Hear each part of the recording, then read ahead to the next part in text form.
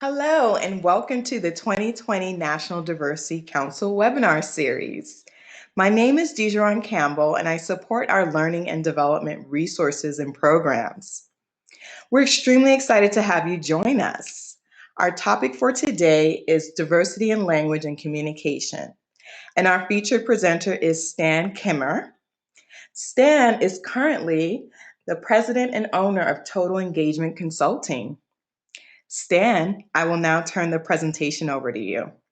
Well, thank you very much, Dee. I appreciate the introduction. So I'll take a few seconds here to get everything set up and get ready to go here and share my screen and get my slides up for everybody.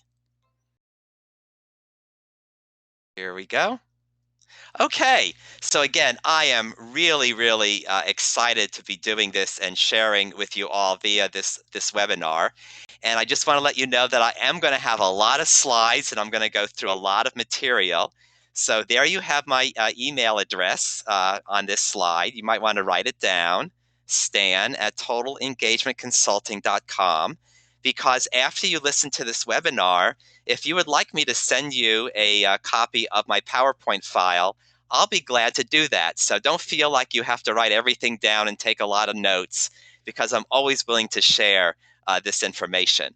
So a little bit more about me. I started my business in 2010, 10 years ago, and I do consulting around career development, and I have a program for developing long-range career planning in your companies. I also have a deep expertise in diversity with a focus on LGBT. And I am also serving right now as the National Diversity Council's VP of Training. So if you contact the National Diversity Council and request for a training on employee resource groups or unconscious bias, it's very likely that you're going to have me as the person that the NDC sends out to you. And also, as an NDC partner, you're probably eligible for discounts on our consulting and training services. So a little bit more about me is I spent 31 years in IBM in various roles before starting my own company in 2010.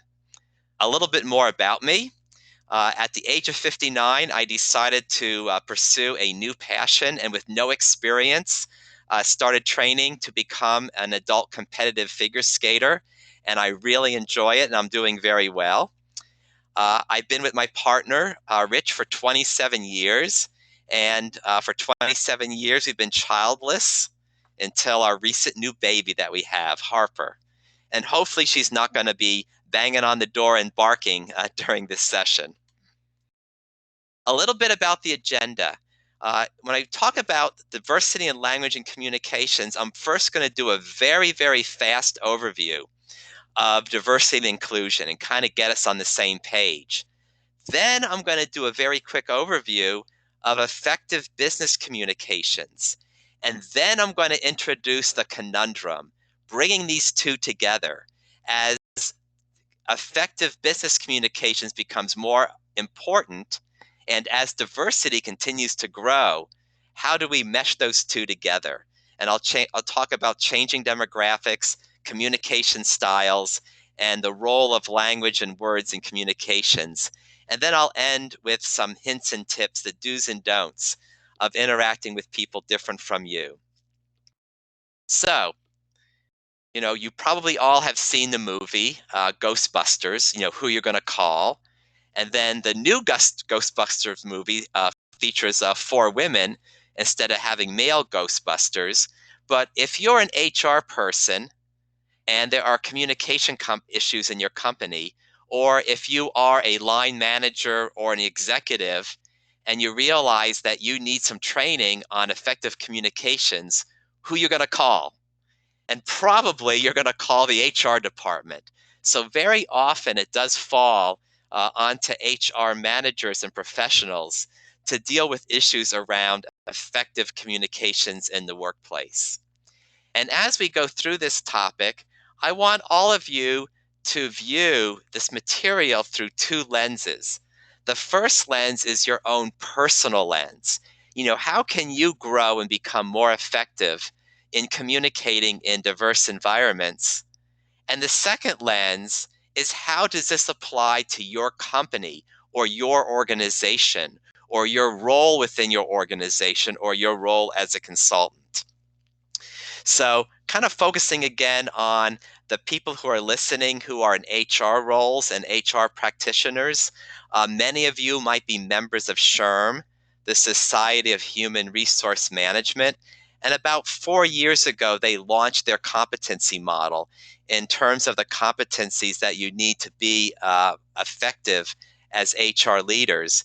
And what's very interesting is that a lot of them actually do relate to communications. In fact, about at 11 o'clock on this wheel, that big red star, communication is actually one of the core competencies in terms of being an effective HR person. And then if you look at the other ones, relationship management, consultation, leadership, global and a cultural effectiveness, all these relate fairly strongly and significantly to being an effective communicator. So we're going to now go into that first element of what is diversity. And this is a fairly simple, diversity wheel that shows the immutable characteristics or the primary characteristics that you really cannot do much about. Your gender, your age, you can't hide, you can actually try to hide it by getting a facelift or something, but you are the age that you are. You can't change your race, ethnicity, your physical characteristics. And then there are other things that are part of your diversity mix that are secondary. Things like your religious beliefs, whether you're in the military or not, your marital status, your parental status, that impacts how you view the world. Diversity is a fact of life. It's actually just simply there. Everyone is part of the diversity mix. But the issue is what you do with diversity. Diversity within itself is neither bad nor good. It's a fact of life. But how you handle diversity, if you're afraid of it, if you let it divide people, it can be a negative. But if you see the good of diversity and how you can leverage it for business advantage, it can actually be a very good thing. Here is another diversity wheel. It comes from Blue Cross Blue Shield of North Carolina, and it has a lot more elements in the secondary part. But what I wanted to show this is that even within the diversity wheel, there are elements that strongly dictate how we communicate, that your communication style that you have. And we'll talk a little bit more about that later. Your ethnicity, what your ethnicity is, often might have a bearing on how you communicate with others. The region or geographic origin of where you're from, different people from different parts of the country and different parts of the world communicate differently. And then also what language you speak is a big part of how you communicate. Now there are two models of diversity.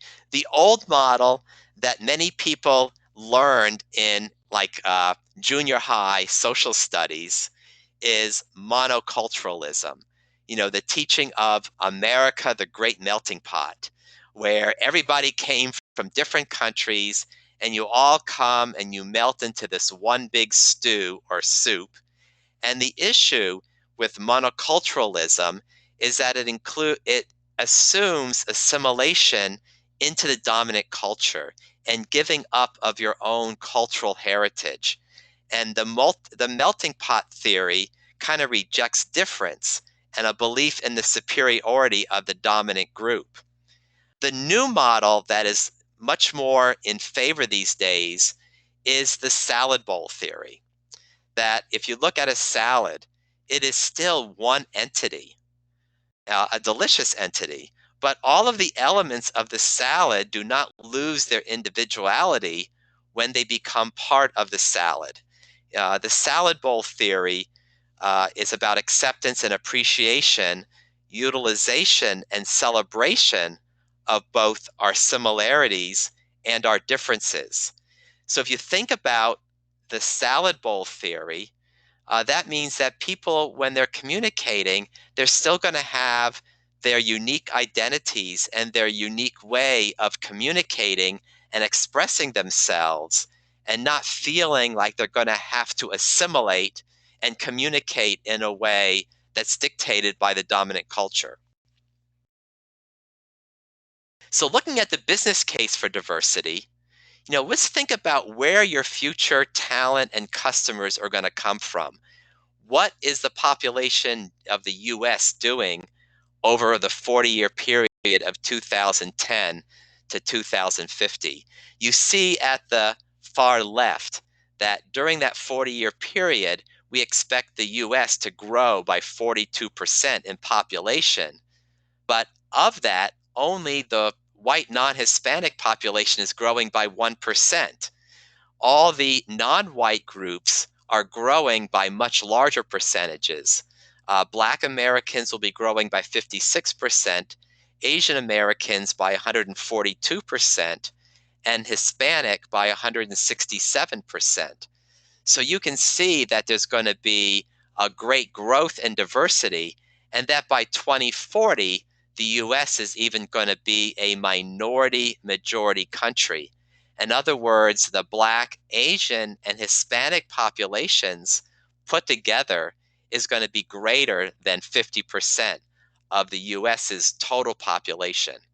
So when you think about your talent and your customers, they're going to be becoming more diverse.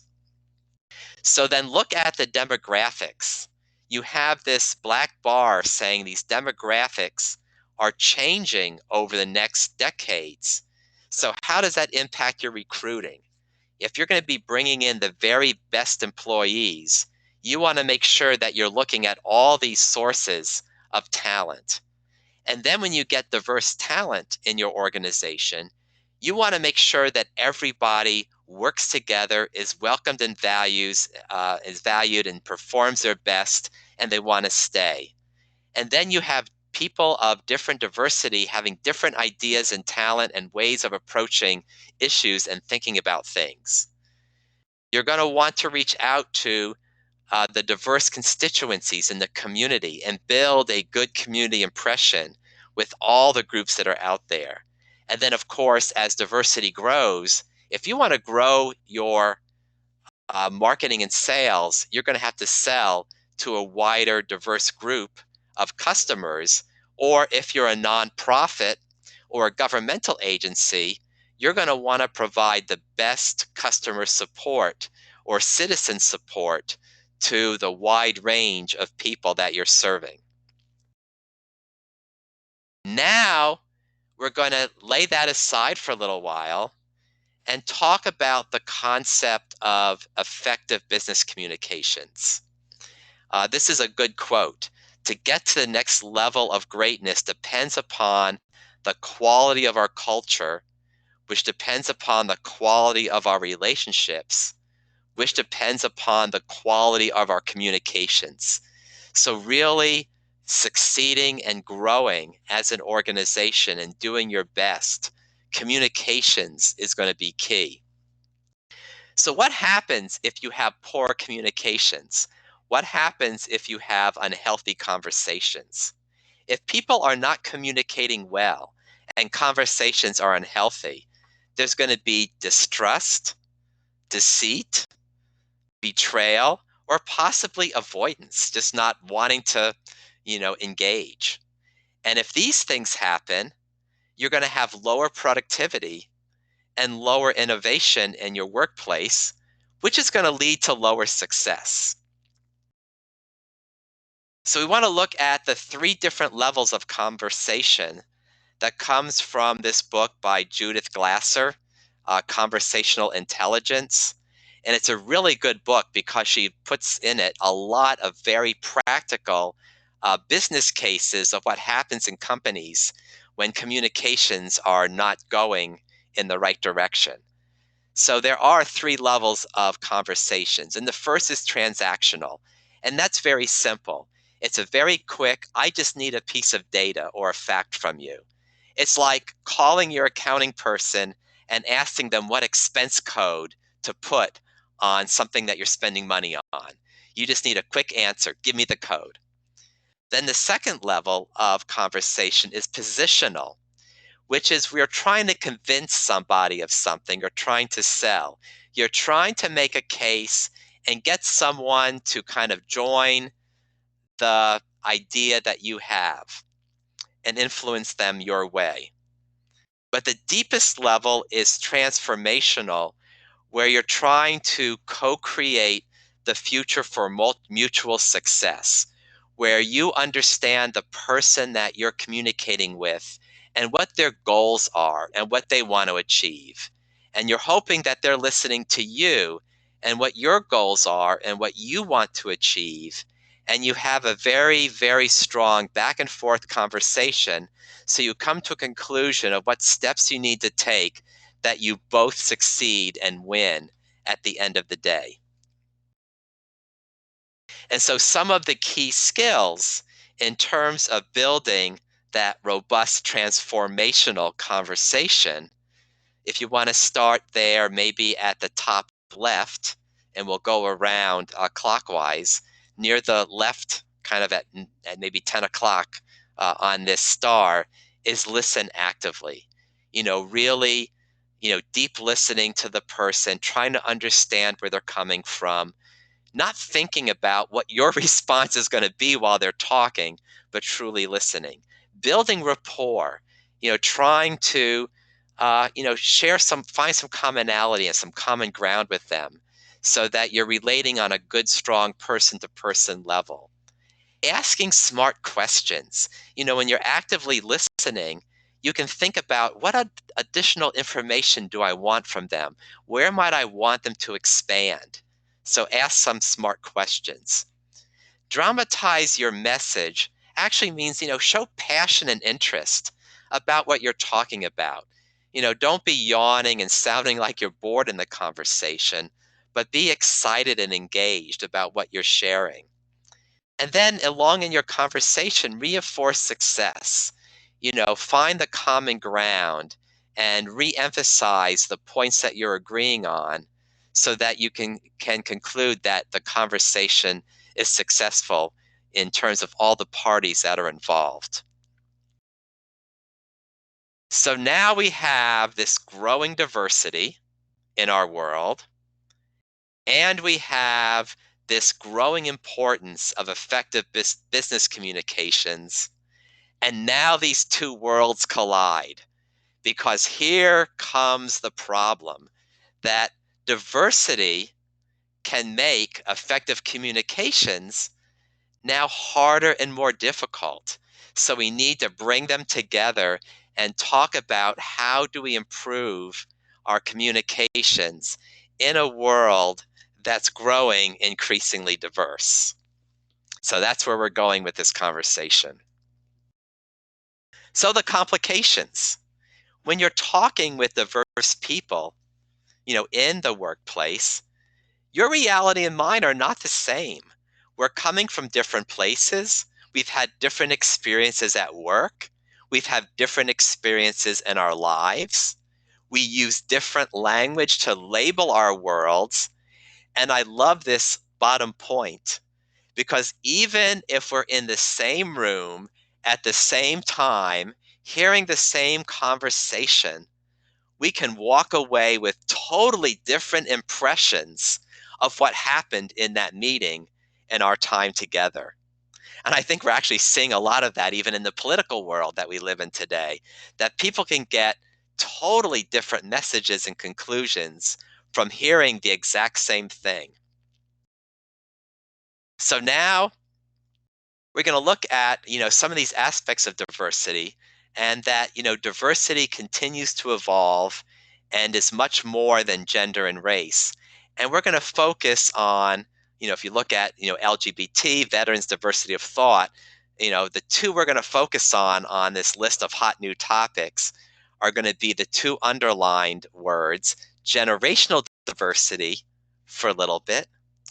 And then we'll talk about global and cultural diversity for a little bit. And we have to remember that this whole discussion of diversity moves beyond the discussion of just recognizing that it's there, but how do we leverage that diversity and inclusion to really be a strategic competitive advantage in what we're doing? So let's go to generational first. And right now we have four generations and maybe a fifth one now getting ready to enter the workforce. Traditionalists, there's not that many there anymore. These are people that were born before 1945.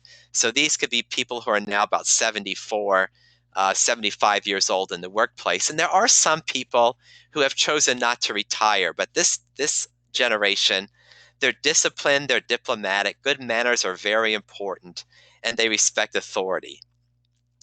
Then there are many of us like me. We're the baby boomers, born between 1946 and 64. We're a little bit more skeptical. We're more money motivated. Ethics and values are very important to us. And also, we're the generation that tend to become workaholics. I remember when I entered the workforce, in 1979, it was like, if you want to get ahead, you come in before your boss, you leave after your boss leaves, and you work 60 hours a week. Then we have the Gen Xers, born between 65 and 81, more sense of independence, distrust of the older generation. They tend to be more creative and entrepreneurial, technologically savvy, and comfortable with change. And then the millennials, uh, most adult supervised kids in history.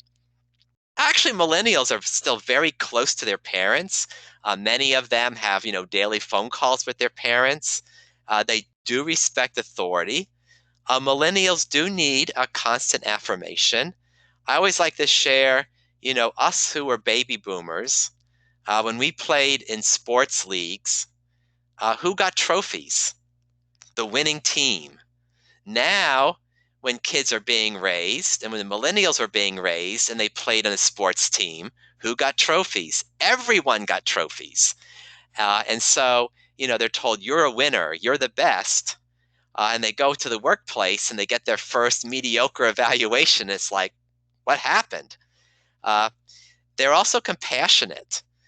They do have a global perspective. They grew up with the internet. And millennials have priorities outside of work. They're more interested, and I'm going to get my work done and then move on to my personal life instead of the attitude of I'm going to sit here in the office, making myself look good and pretend I'm working long hours. They look more at the output and the results instead of the hours that they're sitting in their seat. So, how does this impact, communications across the generations? Uh, Traditionalists, you need to build trust, use words like we and us. A person's word is his or her bond. Traditionalists really like face-to-face communications or written. They tend to use more formal language, and they might not be open to sharing their most innermost thoughts immediately. You go to the baby boomers, the show me generation. We expect open, direct style and maybe a little bit less formal. We love details and we want questions answered thoroughly. We do not like manipulative, controlling language, and we like to talk about options. Gen Xers, the second bullet there, they talk more in short sound bites, and it's important to be very crisp to keep their attention. Present the facts. Ask them for feedback along the way. Share information immediately and often, and more informal communication style. And then millennials, paint visual pictures. Challenge them with action verbs. Very, very importantly, you do not talk down to millennials. They will resent it. They want to be treated as equal adults when you speak with millennials.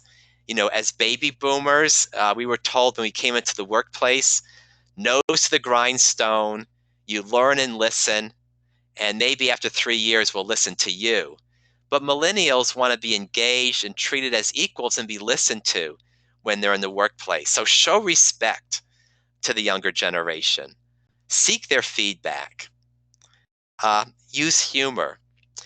I like to share a story on the detail side that, baby boomers like detail, uh, Gen Xers and millennials like you to be crisp and to the point. I do some career road mapping projects with clients, and I have the same questions for everyone when I'm doing the road mapping interviews. And when I ask the questions to baby boomers, the interviews last about 28 minutes. I ask the same questions to Gen Y and Gen Xers, and the interviews take 15 minutes. It's because the baby boomers will give me more details and they'll maybe answer the question and then actually share a story or an illustration where the younger generations will answer very crisply and succinctly. It's just a difference in communication style. Neither is right or wrong. It's just a difference we need to be aware of. Then the second area I want to go into is this whole global and cultural diversity that we're moving from, the old days of the white male American workforce to diverse multinational teams. And there's both two things going on in terms of we have more immigration coming into the US, and that you might have more multinationals working with you in person. And then also, uh, internet communications, we now can have people in your department who are overseas, and you can be working directly with people in other countries day, day to day. So, what I want to do is like share some examples, and I'll go through these quite quickly, and that you can kind of do some work on the web or get a resource and get the same information if there are certain countries where you work with a lot of people from those countries. So, for example, Japan, traditionally they do the bowing instead of the handshake. That eye contact should be fairly quick, but not uh, staring and ongoing. And they handle business cards with a lot of respect. You take a business card from a Japanese person and you look at it for about 2 seconds, and you put it in your breast pocket. You don't stick it in your back pocket because that's like sitting on the person. And in Japan, you routinely call people by their last name with san. So I would be called Kimmer-san by Japanese. Brazil, the OK sign where you put your thumb and your index finger together and make an O, or your middle finger and your thumb together to make an O? That's actually vulgar in Brazil. So you have to watch out with your hand signals, that they do the 2 or 3 kisses on the cheek as a greeting, and they have different signals for good luck and come here than we might have in the US. Canada, it's multicultural and they have their own ethnic groups and norms. English speaking people don't routinely interrupt each other during a conversation, where French speaking Canadians tend to be more interruptive when they're having a conversation. Punctuality is very important to Canadians, somewhat less formal. And just for me, I remember my days when I was going through my IBM training, and we had about maybe a third of the class were Canadians. They really enjoyed going out and partying. Mexico, extreme courtesy is part of their communications. Continued intense eye contact can be viewed as aggressive or threatening. Commitment to family is extremely important to Mexicans, and they are probably more committed to their family than to their actual job. So that's something to keep in mind if you have someone from Mexico working with you, and they're having a family crisis. They might need to give them some breathing room or grace. India, they enjoy heated debates and defending their country's systems. Bargaining and negotiating is not hurried in India. And also, India, like many other cultures in the East, don't like to say no. It has harsh implications. They might say something like, I'll try, or maybe, which could mean no. So you have to really read between the lines when someone from India says, I'll try. Korea, more independent and individualistic and straightforward of all the Asian countries. If you go into a meeting with a Korean and you have like a folder or something, never put it on their desk. That is like a sacred space that they control. So, kind of you hand something to somebody in Korea, but don't put it on their desk. Too much eye contact can be aggressive. They expect punctuality from you, but they might not be punctual. I think I have two more. Ghana, hierarchical society, age is very important, experience and title. They'll use professional and academic titles, calling someone professor such and such or doctor so and so. Time is very flexible. They'll often be very, very late. And I'll talk a little bit more about time orientation a little bit later. They would rather remain silent over creating discomfort by being argumentative. And in Ghana, it's very important to take time to build personal relationships. China, again, hierarchical society, age is respected. Elder members of a business delegation enter and leave the room first. They'll turn pressure and deadlines to their advantage and very savvy in negotiation when it comes to deadlines. Older Chinese might follow the Communist Party line, where the younger might be more entrepreneurial. And often with Chinese, the individual goals are subordinated to the collective goals. One experience I have in China is also kind of their norms of interacting with events. In terms of a lot of times with Americans, when we're at an event and it's over, we'll stand around and networking. Uh, for the Chinese, they do their networking before an event. So I was working in China for a couple of weeks and got invited to this banquet, and we all got there. And then at the end of the dinner and the formalities and the presentations, the head of the banquet said, "The dinner is over, good night." And all the Chinese immediately left. And the only people standing around and networking afterwards were the Americans and Europeans. Laos. You never touch, and this is also true of Thais, but Laotians, Thai people, you do not touch them on the head.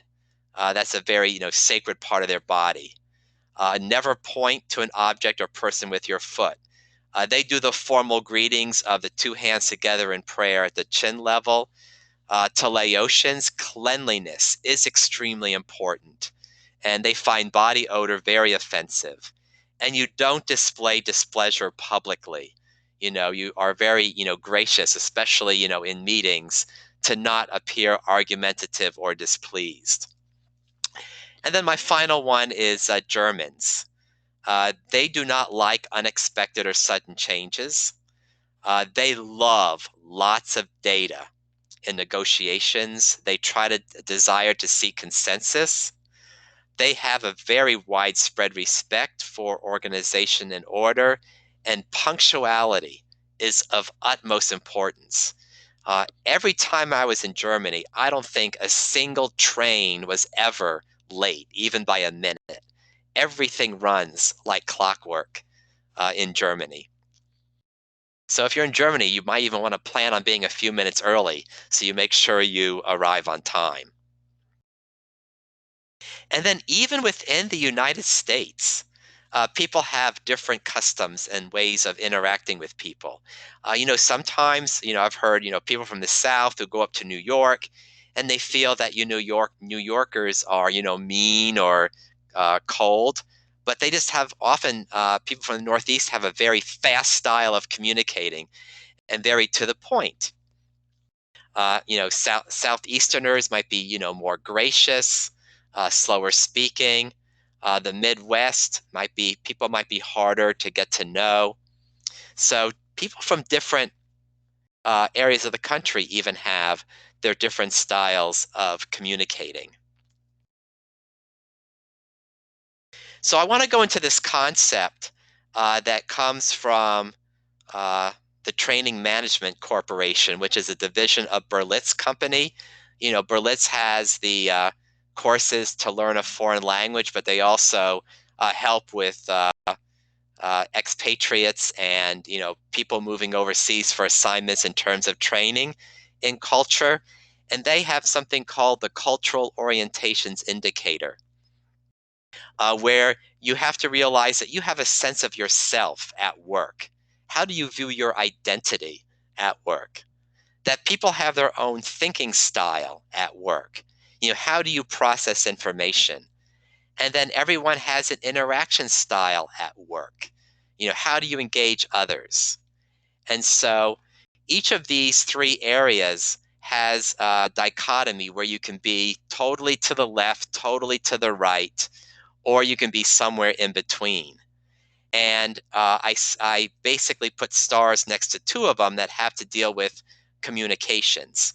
You can have an indirect style or a direct style of communicating with people, or you could be informal or formal or somewhere in between. The interaction style of fluid and fixed is the one that's the time focus that I mentioned earlier, where people who are fluid with their interaction style they don't pay that much attention to time. If I'm having a conversation with you and I have an appointment at 12 o'clock and our conversation is extremely deep and meaningful, I'm going to continue with the conversation and not care if I'm late for my next appointment. Fixed interaction style, which is more me, if I'm having a deep conversation with you and I have a meeting at 12 o'clock, I'm going to say, okay, excuse me, I have to cut this short, but let's continue this later. I have to get to my next meeting. So it's important to kind of realize that people from different countries have different cultural norms. Now, these cultural norms, if you look at different countries and their cultural norms, yes, that is a generalization of how people might behave and or stereotypes, but still people could be different within a country to their country cultural norms. So here are some key cultural skills that you can build when you're dealing with communicating with people from different cultures. So the first is cultural due diligence, which means that you're assessing and preparing for the impact of cultural differences and similarities when you're working with multicultural teams. Cultural mentoring is helping others with cultural adaptation and integration. So, like if someone comes from another country to work here in the United States, you might need to mentor them and share with them some of our cultural norms so they will succeed. Cultural dialogue is exploring cultural differences and negotiating mutual adaptations when you have like two groups of similar size where you're trying to blend your teams together. And style switching needs to be used when you are in a group where you're in the minority, and that if you want to accomplish your goal, you might need to switch your style to match the culture or the country that you happen to be communicating with. So I'm going to give you some examples and maybe write these down or abbreviate them, cultural due diligence, cultural mentoring, cultural dialogue, and style switching. Keep those 4 words in mind. And so here's some cases. You're coordinating and combining 2 equal size work teams from Brazil and the US into a single integrated corporate center of excellence. So which of those 4 things do you need to do? Those tools do you need to use? So I hope you have your answer. It's cultural dialogue because you have these two teams coming together where you're forming an integrated team and you need to have some give and take in terms of how you blend your cultures together. Second one, you hired a new engineer who recently moved to the US from Japan, and she refuses to speak up in team meetings when superiors are present. Think about your answer. Cultural mentoring. You want to set her up for success. You might need to train her and say, in the United States, your leaders expect you to, they welcome your ideas and it's okay to speak up, which might be different than the Japanese culture where you defer to the senior person in the room. Your company is investigating expanding into the Malaysian market, and you're part of an evaluation and launch team. So, what tactic do you need to employ here? So, I hope you have your answer. Cultural due diligence. You really need to understand what's going on in the Malaysian market and how they communicate.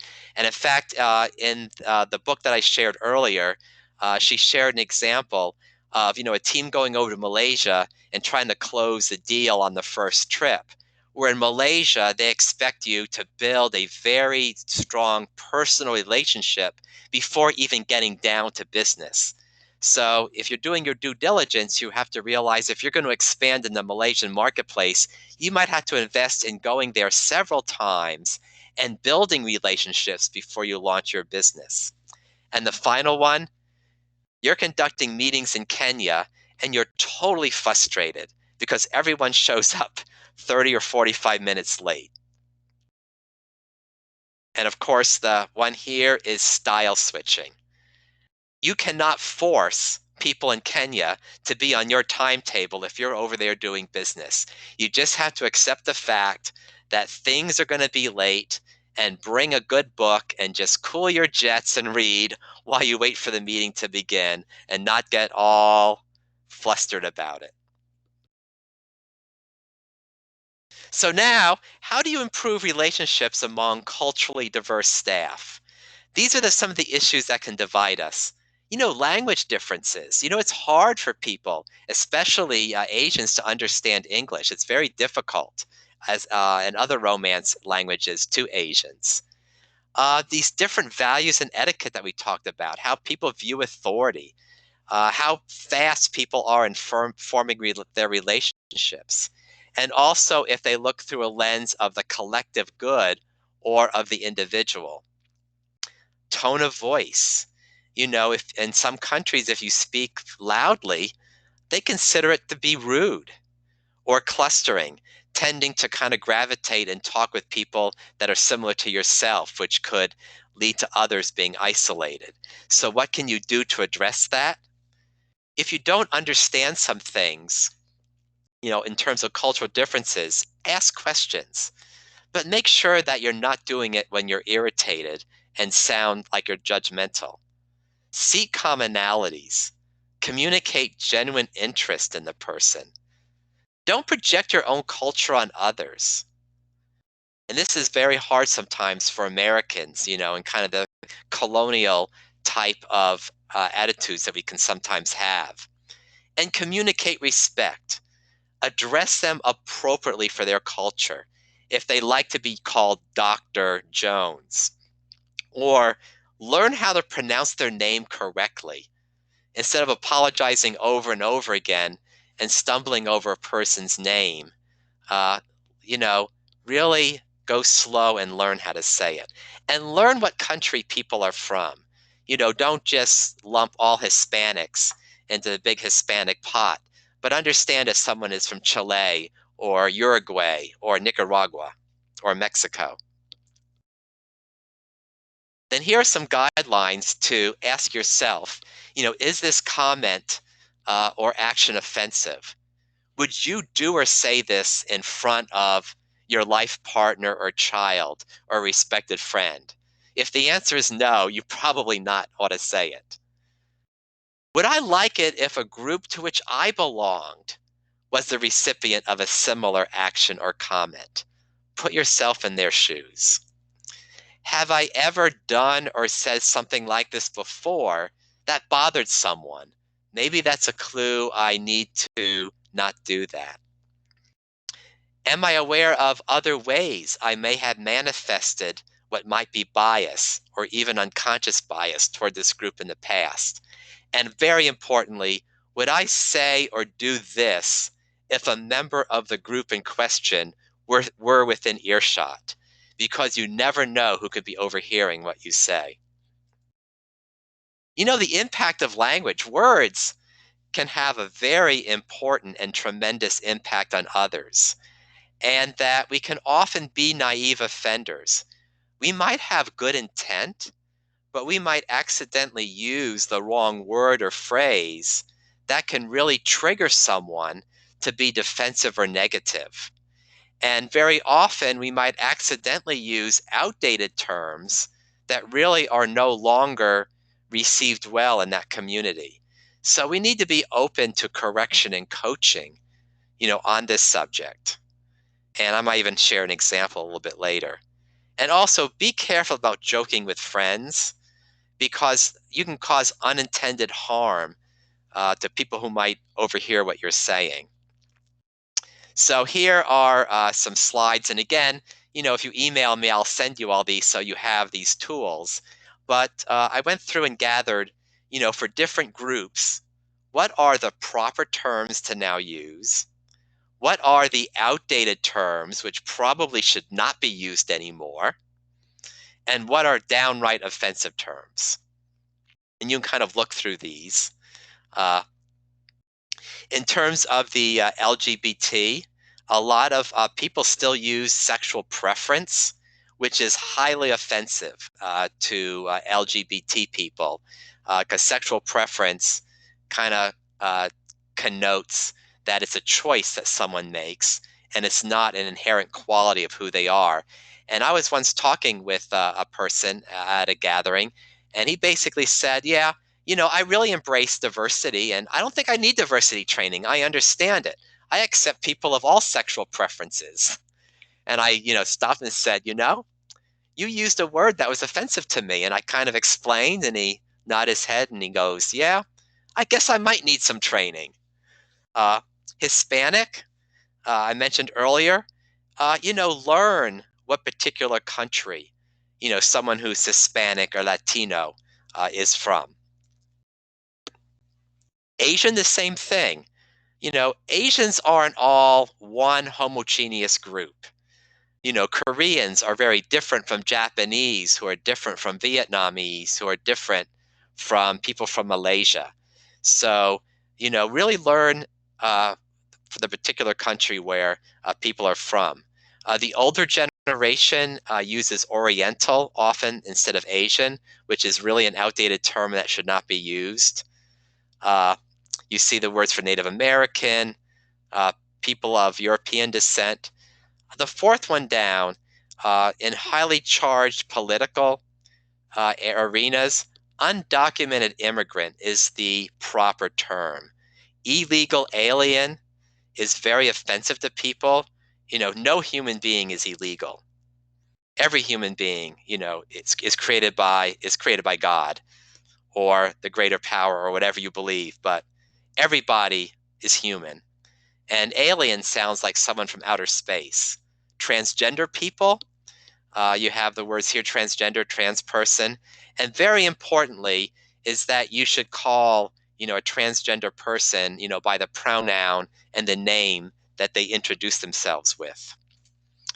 Uh, Females, lady could be used. It's somewhat outdated in some places. Uh, I have a very good friend who I worked with at IBM, and she was with her husband talking to a cable salesperson. And the cable salesperson was talking to her husband and was like, "What kind of shows do you like to watch? Sports, movies, etc." And then the salesperson said to the man, "And what does your little lady like to watch?" And of course, she jumped down his throat and said, "Number one, I'm no one's little lady. And number two, I'm standing right here and you can ask me."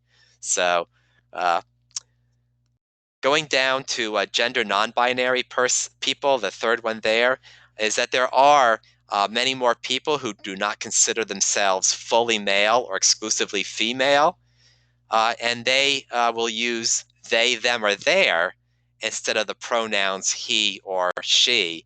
So it is respectful to use the they, them, their for gender expansive or gender non-binary people. People with disabilities. This is a little bit of debate within that community. Some people are using differently abled, but there are parts of the people with disabilities community that don't agree with using differently abled because they feel it downplays that there is a serious issue that needs to be addressed with a person with a disability. Uh, I'm not going to go through these two in detail, but this is my 5-minute sensitivity training on 2 slides. And you can get these from me and take a look. But in terms of interacting with people different from you, you can look at these different things that you should do. And I'll just maybe pick a couple of them. Like the first one, treat each person as an individual, not making assumption that they're a certain way because they're a member of a certain group.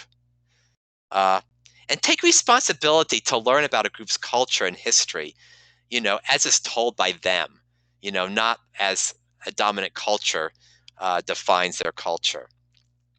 Maybe maybe the 6th one down. It's okay to be a little bit discomfort when relating with people different from you. It's natural. So take a risk and step out there and get to know people from different cultures. And then things in terms of interacting with people from you, don't, assume all people from a particular group look or think alike. And also, don't kind of hold somebody up, and say they're exceptional compared to others in their group. Oh, you speak excellent English for a Hispanic person, almost is as like an underhand insult, if you will, of their abilities and of that group. And you can look through the rest of these. The second one from the bottom, and the bottom one, if people lash out for you when you're trying, even don't take anything personally. Sometimes in diverse settings, people have a lot of baggage that they're carrying, and sometimes they just might lash out. And if that happens, please just don't take it personally.